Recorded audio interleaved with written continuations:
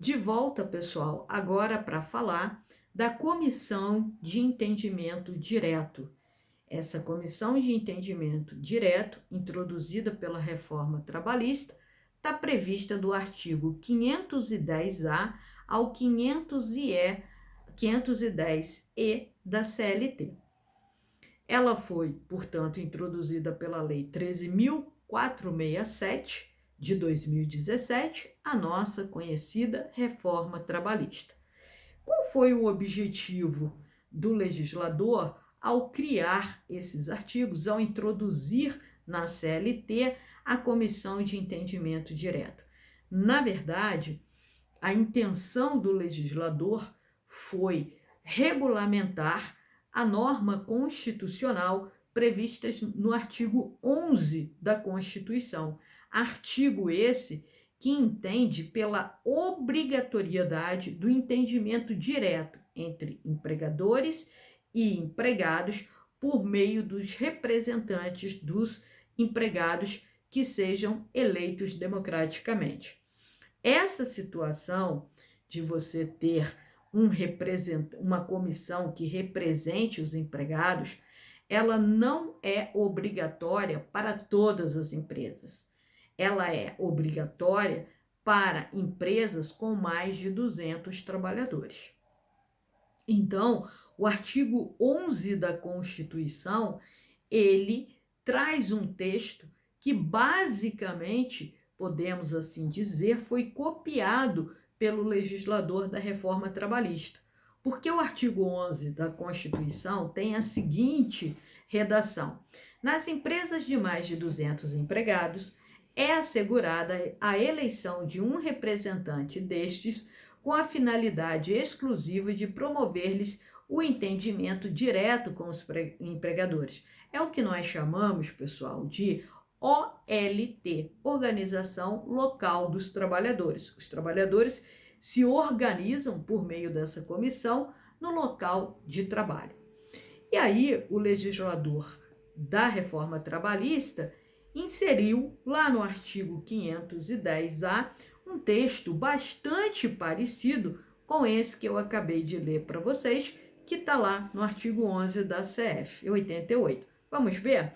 O artigo 510-A da Constituição tem a seguinte redação: nas empresas com mais de 200 empregados, é assegurada a eleição de uma comissão para representá-los, com a finalidade de promover-lhes o entendimento direto com os empregadores. Então, vocês conseguem perceber, né, com uma clareza e com uma facilidade aí bastante grande, que o texto trazido, né, pela reforma trabalhista para o artigo 510-A da CLT se aproxima por demais do texto previsto no artigo 11 da Constituição. A representação dos trabalhadores no local de trabalho é um dos temas em que o negociado irá prevalecer sobre o legislado. Essa foi uma grande novidade trazida pela reforma trabalhista, o negociado se sobrepondo ao legislado. Então, algumas regras que estão previstas lá no título 4A da CLT, que justamente trata da comissão de entendimento direto, esse que pode, né, que trata dessa comissão, elas podem deixar de ser aplicadas se o acordo coletivo de trabalho ou a convenção coletiva de trabalho dispuser de modo contrário. Então, o que está lá do 510A a 510E pode ser mudado, né, por meio de um acordo ou de uma convenção coletiva de trabalho, tá certo? Então, pessoal, quais são as atribuições dadas pela CLT lá no artigo 510B para essa comissão? Essa comissão ela vai ter uma série de atribuições, todas elas, evidentemente, né, ligadas à representação dos empregados. A primeira, logo lá no inciso 1, é a mais óbvia de todas, que é representar os empregados perante a administração da empresa, buscar um aprimoramento do relacionamento empresa e seus empregados, buscando promover o diálogo e um ambiente de trabalho melhor, onde seja possível prevenir conflitos, buscar a solução para eventuais conflitos que surjam, assegurar tratamento justo e imparcial aos empregados, encaminhar reivindicações específicas dos empregados para os dirigentes da empresa, acompanhar o cumprimento das leis, etc. e tal. Então, essas são algumas das atribuições, as mais importantes, que estão listadas no artigo 510b. É muito importante que a gente diga que essa comissão de entendimento direto, segundo o texto legal, ela deverá agir de forma colegiada, portanto, as suas decisões são decisões colegiadas, não há lugar para decisões monocráticas, ou seja, proferida por um só membro. Todas as decisões devem ser tomadas por todos os membros da comissão e ela deve agir de maneira independente, ou seja, não deve haver nenhuma ingerência do empregador sobre o modo de atuar, o modo de agir da comissão de entendimento direto. Isso também para a gente está previsto lá no artigo 510b. E as votações, elas serão decididas por maioria simples dos membros. Pessoal, aqui eu destaco um assunto, eu quero destacar algo que é muito importante e que eu já vi no meu dia a dia aí, trabalhando com direito sindical, algumas pessoas dizendo o seguinte, que a partir da reforma trabalhista, que introduziu a comissão de entendimento direto, houve uma dispensa da obrigatoriedade dos sindicatos dos trabalhadores participarem das negociações coletivas. Em outras palavras, o que essas pessoas querem dizer é que a comissão de entendimento direto teria legitimidade para assinar, para realizar acordos coletivos no lugar dos sindicatos dos trabalhadores. Isso é absolutamente errado, tá certo? A comissão de entendimento direto, ela não poderá substituir o sindicato profissional na celebração de convenções ou acordos coletivos. A participação dos sindicatos dos trabalhadores nas negociações coletivas é obrigatória por força do que está previsto na CLT. E isso não foi alterado com a reforma trabalhista. Então, cuidado se vocês ouvirem alguém falar que as comissões de entendimento direto podem ou têm legitimidade para promover acordos ou convenções coletivas em substituição ao Sindicato dos Trabalhadores, fiquem atentos, corrijam, porque isso é uma informação errada. Por quanto tempo os eleitos para essa comissão ficarão lá? Ou seja, qual a duração do mandato dos integrantes? A duração é de 1 ano. Aqui, pessoal, tem uma diferença em relação à comissão de conciliação prévia, CCP, que nós falamos no vídeo anterior. Lá é permitida uma recondução. Aqui, na comissão de entendimento direto, não é permitida uma recondução. Os membros, eles não poderão ser reeleitos nos 2 anos subsequentes ao término do mandato. Então, eles ficam 1 ano, tem que ficar 2 fora e só depois podem se candidatar novamente. Qual foi o objetivo do legislador ao fazer essa vedação de recondução? Estimular a renovação da comissão, permitindo, que ela tenha empregados, que haja uma rotatividade dos empregados, e aí para que você tenha uma pluralidade de visões, maneiras de assegurar aí essa representatividade, maneiras plurimas, Então, não é permitida a recondução seguida. Ele tem que ficar fora 2 anos para depois, então, concorrer a uma reeleição. Tá? Isso está disposto lá no artigo 510D, em seu parágrafo 1º, que diz: o membro que houver exercido a função de representante dos empregados na comissão não poderá ser candidato nos 2 períodos subsequentes. Então, nos 2 anos subsequentes, não poderá. No caso da comissão de entendimento direto, diferentemente também do que acontece na comissão de conciliação prévia, o mandato aqui, pessoal, não representa nem uma interrupção, nem suspensão do contrato de trabalho.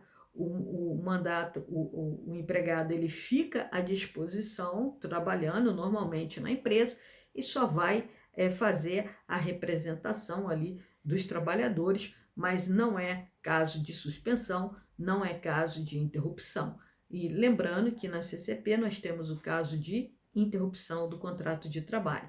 Aqui não haverá essa interrupção e nem a suspensão do contrato de trabalho, certo? Bom, existe garantia provisória de emprego? Sim, existe. Existe uma garantia, eles não podem ser dispensados desde o registro da candidatura até 1 ano após o fim do mandato.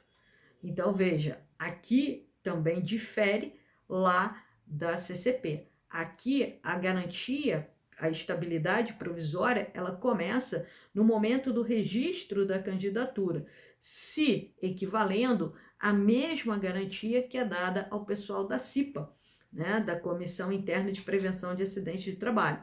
Então, eles terão a garantia, a estabilidade provisória do momento do registro da candidatura e, se forem eleitos, evidentemente, essa garantia se prolonga até 1 ano após o fim do mandato. Aqueles que não forem eleitos não perdem, né, essa estabilidade ao final da eleição. Então, nós temos uma garantia aqui, uma estabilidade parecida com o do pessoal da CIPA, que tem previsão lá no artigo 165 da CLT.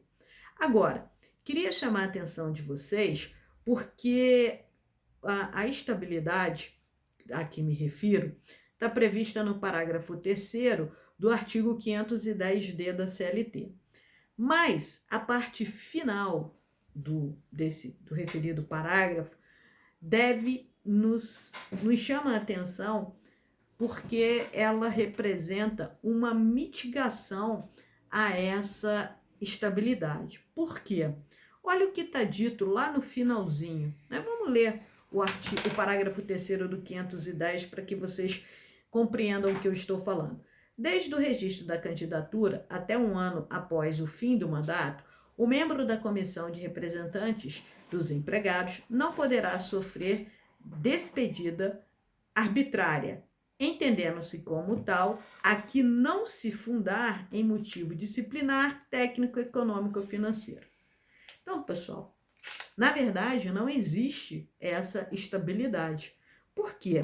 Se houver um motivo econômico, se a empresa alega um motivo econômico, um motivo financeiro, ou se ela alega um motivo técnico, dizendo que aquele empregado não atende mais às necessidades da empresa, ela poderá dispensá-lo. Veja, aqui não se fala em falta grave como lá na CCP. Aqui se fala em motivo disciplinar, em motivo técnico, que seria, olha, você não me atende mais, econômico, a empresa está enxugando o seu quadro porque não está com a economia, não está com uma economia saudável, suas finanças não estão saudáveis, e aí eu entendo que o financeiro, né, também seria isso, ou podemos dizer que o econômico estaria diretamente ligado ao cenário econômico do país e o financeiro ligado diretamente às finanças da empresa, mas fato é que o final do parágrafo 3º do 510-D, ele deixa a porta, nem é aberta, escancarada para uma demissão. Então, na minha opinião, os membros da comissão direta de entendimento não têm garantia de emprego. Para mim, não tem, por força aí do que nos diz o artigo 510-D em seu parágrafo 3º. Há uma flexibilidade, há uma série de possibilidades que permitem ao empregador dispensar um membro da comissão de entendimento direto. Como esses membros são escolhidos? Eles são escolhidos através de eleição, tal como acontece com a CIPA, né? É uma eleição, essa eleição, né, para que ela surja, para que ela seja operacionalizada, é criada uma comissão dentro da empresa que fica responsável por organizar a eleição dos membros da comissão de entendimento direto. Essa comissão, ela publica uma edital de eleição, tá certo? Convocando os empregados, e esse edital ele deve ser lançado 30 dias, até 30 dias antes do término do mandato da comissão lá, que se for o caso de já haver uma comissão. A primeira vez, né, se for a primeira eleição, não há que se falar em 30 dias. Só há que se falar em 30 dias quando for uma eleição para renovar a comissão já existente. O voto dos empregados é um voto secreto e personalíssimo, ou seja, é vedada a votação por representação. Eu não posso dar uma procuração para que ninguém vote em meu lugar. Somente eu posso exercer o direito de voto, de escolher os representantes da comissão de entendimento direto. Isso está previsto, né, a logística, a eleição, no artigo 510C da CLT. O que acontece, pessoal? Vamos imaginar que nós tenhamos o caso de uma empresa, né, que tenha 200 ou mais empregados, mas e aí é feita lá aquela comissão, organiza-se aquela comissão responsável por operacionalizar a eleição dos membros. Então, eles elaboram lá o edital para que possa acontecer a eleição. E se não houver empregados interessados em se candidatarem? Como é que fica isso? Bom, nesse caso, inicialmente, se permite que se monte a comissão, né, ou que se proceda à eleição com um número menor de candidatos. A depender do número de candidatos, né, a depender do número de empregados, nós temos um número mínimo de membros, né? Nós temos o número de membros dessa comissão. Se, ao ser lançado o edital, não houver candidatos suficientes para preencher essas vagas, inicialmente forma-se uma comissão, é permitido formar uma comissão com um número menor de membros, como está previsto no parágrafo 5º do artigo 510C. Se não houver candidatos suficientes, a comissão de representantes dos empregados poderá ser formada com número de membros inferior ao previsto no artigo 510A desta consolidação. Se não houver registro de candidatura, será lavrada a ata e convocada nova eleição no prazo de 1 ano. Se sai o edital e ninguém se candidata, certamente não haverá eleição, porque não há em quem votar, e aí se fará uma nova eleição dentro do prazo de 1 ano. Quem são os empregados que podem ser eleitos? Em regra, né, todos, exceto aqueles que tenham contrato de trabalho por prazo determinado e aqueles que estão suspensos, que estão com seu contrato de trabalho suspenso, também não podem, ou que também estejam cumprindo aviso prévio, ainda que o aviso seja também indenizado. Qual é o motivo para impedir que os empregados que tenham contrato de trabalho por prazo determinado, que estejam com contrato de trabalho suspenso ou que estejam em aviso prévio, qual é o impedimento deles se candidatarem? Uma razão muito óbvia, né, pessoal? Pode ser que não haja tempo deles cumprirem o mandato de 1 ano. Então, para evitar isso, já se impede desde logo a sua candidatura, ok? O Maurício Godinho, ele defende que empregados sindicalizados e até mesmo os dirigentes sindicais, eles podem participar dessa comissão, que não haveria nenhum impedimento, a CLT ela foi silente em relação a esse tema, portanto, não há vedação legal para que os sindicalizados e os dirigentes sindicais concorram. O Maurício Godinho, ministro do TST, né, um grande festejado doutrinador do direito do trabalho, ele defende a possibilidade dos sindicalizados e dos membros, dos dirigentes sindicais participarem da comissão. E quantos membros tem essa comissão? Nós teremos de 3 a 7 membros, sempre número ímpar para que não haja empate, né? E isso está previsto no 510A, parágrafo 1º. Nas empresas com mais de 200 empregados, então a partir de 201 até 3.000 empregados, nós teremos 3 membros. Com mais de 3.000, ou seja, de 3.001 até 5.000 empregados, 5 membros. E com mais de 5.000, ou seja, a partir de 5.001 empregados, nós teremos a comissão formada por 7 membros. Caso a empresa tenha mais de uma instalação, ou seja, tenha filiais, sucursais, né, em vários estados, para cada estado da federação e no Distrito Federal, é assegurada a eleição de uma comissão com a mesma quantidade de membros, ok? Dita no parágrafo 1º. Então, de 200, mais de 200 até 3.000, 3 membros.